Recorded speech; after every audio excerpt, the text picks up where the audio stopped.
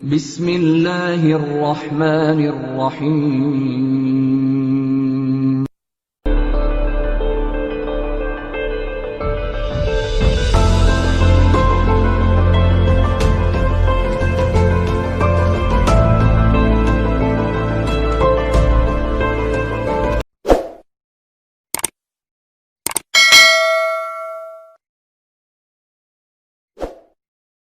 Bismillahirrahmanirrahim. Assalamu alaikum and welcome students.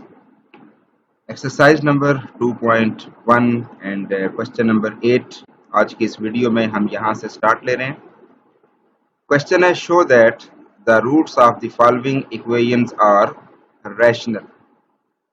आप ये show करें कि जो इस इक्वेशन के रूट्स हैं वो रैशनल हैं. तो इससे पहले कि हम इस क्वेश्चन को सॉल्व करना बाकायदा स्टार्ट करें तो एक बात यहाँ पे हम रिमाइंड कर रहे हैं, वो ये है कि रूट्स जब रैशनल होते हैं तो डिस्क्रिमिनेंट क्या होता है. उस वक्त डिस्क्रिमिनेंट किस फॉर्म में आएगा. तो हमने ये बात गुज़िश्ता लेक्चर्स में इंट्रोडक्शन में वहाँ पे डिस्कस की हुई है कि इफ़ रूट्स आर रैशनल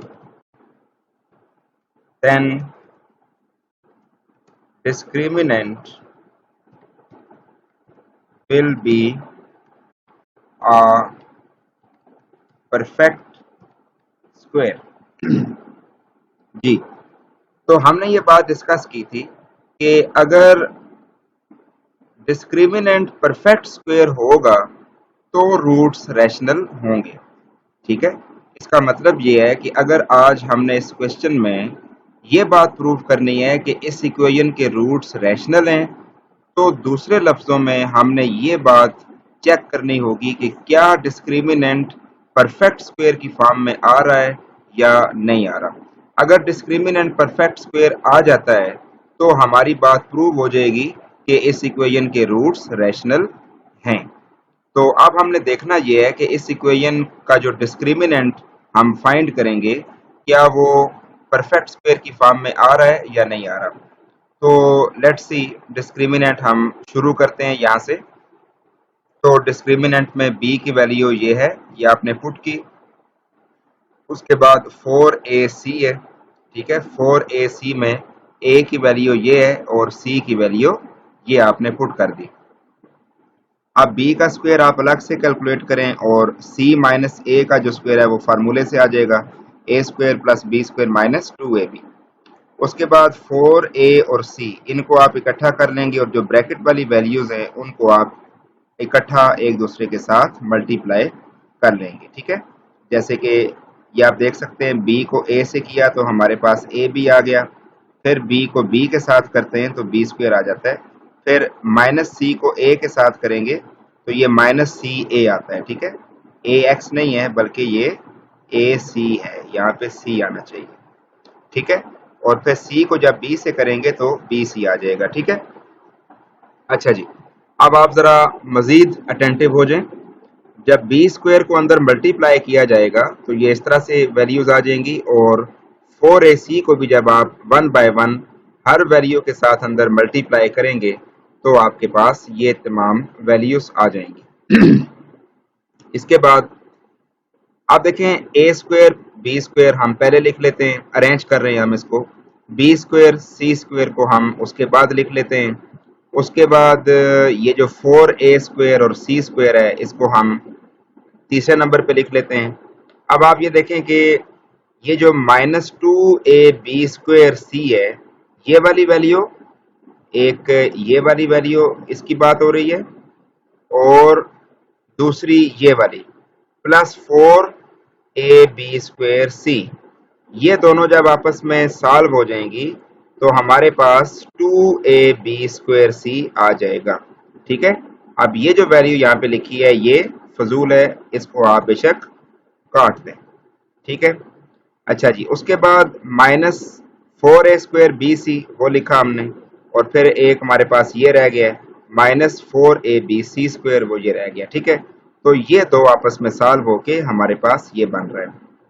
अच्छा जी, अब स्टूडेंट्स तवज्जो कीजिएगा यहाँ पे हमारे पास एक फार्मूला है जो कि आपने 9th क्लास में भी डिस्कस किया हुआ है। वो है जी a plus B plus C whole square is equal to a square plus B square plus C square plus 2ab plus 2bc plus 2ca। अब हमने ये फॉर्म बनानी है, ठीक है।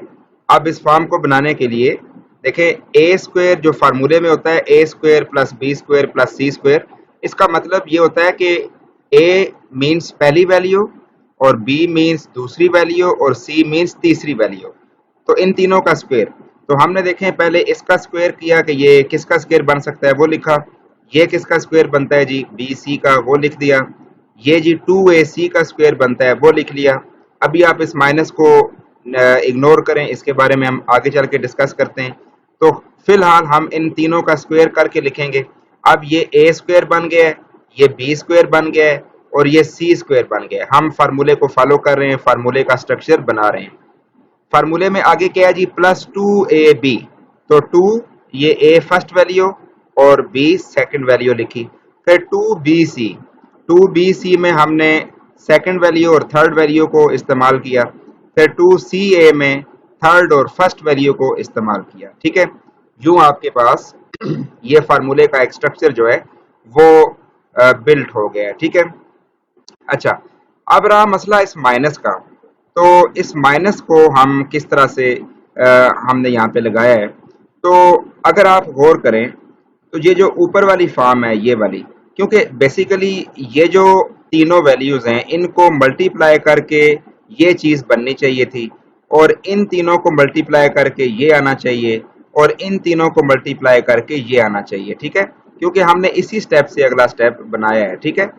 अच्छा, अब हमने ऐसे किया, हमने देखा कि इस वैल्यू और इस वैल्यू के साथ माइनस का साइन चूंकि आ रहा है, ठीक है, इसके साथ और इसके साथ माइनस का साइन आ रहा है, तो ये जो दो आखिर वाली टर्म्स हैं फार्मूले में, जो आखिर वाली टर्म्स होती हैं उनको भी आप देखें। फार्मूले की आखिरी टर्म्स हैं 2bc एंड 2ca, वो दो आखिरी टर्म्स हैं, ठीक है।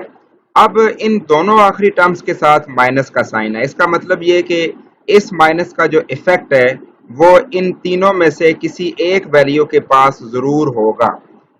इस माइनस का इफेक्ट इन तीनों में से किसी एक के साथ जरूर होगा। अब किसके साथ होगा, आया कि पहली के साथ, दूसरी के साथ या तीसरी के साथ, किसके साथ माइनस आएगा। तो उसके लिए सोचने के लिए हमें देखेंगे कि ये आखिरी टर्म्स हैं और उधर से फार्मूले में जो आखिरी टर्म्स हैं वो बी सी और सी ए हैं। अब आप सोचें कि 2bc और 2ca में कॉमन क्या आ रहा है, इन दोनों में कॉमन टर्म है सी वाली। सी का मतलब है थर्ड टर्म, इसका मतलब है कि माइनस का इफेक्ट थर्ड टर्म पे जा रहा है, ठीक है। तो ये थर्ड टर्म जो थी आपके पास, इसके साथ आपने माइनस लगा दिया। अब ये थर्ड टर्म जिधर जिधर यूज हो रही है वहां पे आप इसके साथ आगे भी माइनस का साइन यूज कर लें। अच्छा, अब हमने इस फार्मूले को करना है क्लोज। जैसे फार्मूला आप देख रहे हैं A square plus B square plus C square plus 2ab plus 2bc plus 2ca। जब ये क्लोज होके बनता है तो वो फॉर्म बन जाती है a प्लस बी प्लस सी का होल स्क्वायर, ठीक है। इसी तरह इसकी फॉर्म को जब आप क्लोज करेंगे तो आपके पास ये फॉर्म बन जाएगी।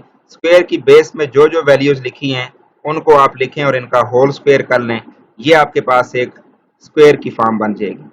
ये था जी डिस्क्रिमिनेंट। और एंड पे अब आप ये देखें कि डिस्क्रिमिनेंट हमारे पास परफेक्ट स्क्वायर की फॉर्म में आ रहा है। इसका मतलब ये है कि रूट्स क्या होंगे, रैशनल होंगे। हमने यही बात प्रूफ करनी थी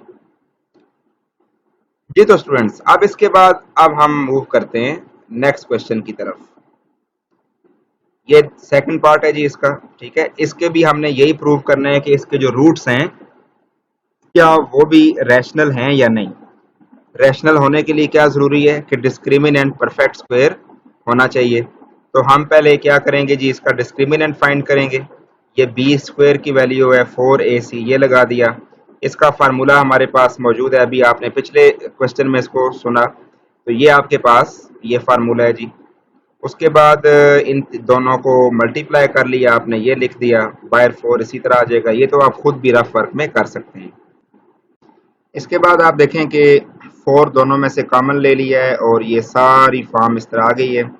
कुछ वैल्यूज बीच में से कट जाएंगी, ए स्क्वायर और ए स्क्वायर कट जाएगा, ए बी और ए बी कट जाएगा, सी ए कट जाएगा, ठीक है। ये कुछ वैल्यूज हैं जो आपस में कैंसिल हो जाएंगी। बाकी रह जाएगा B square plus C square minus 2bc। अब ये जो चीज है ये b माइनस सी का होल स्क्वायर, यानी ये एक फार्मूला कंप्लीट हुआ है। ये b माइनस सी का होल स्क्वायर बना हुआ है, बाहर 4 है, 4 भी 2 का स्क्वायर होता है और ये तो ऑलरेडी है स्क्वायर की फॉर्म। इसका मतलब ये है कि डिस्क्रिमिनेंट जो हमारे पास आ रहा है वो एक दफा फिर एक परफेक्ट स्क्वायर की फॉर्म में आ रहा है। तो जब डिस्क्रिमिनेंट परफेक्ट स्क्वायर होता है तो फिर रूट्स क्या हो जाते हैं, रैशनल हो जाते हैं, ठीक है। तो यही बात हमने यहाँ पे प्रूफ करनी थी।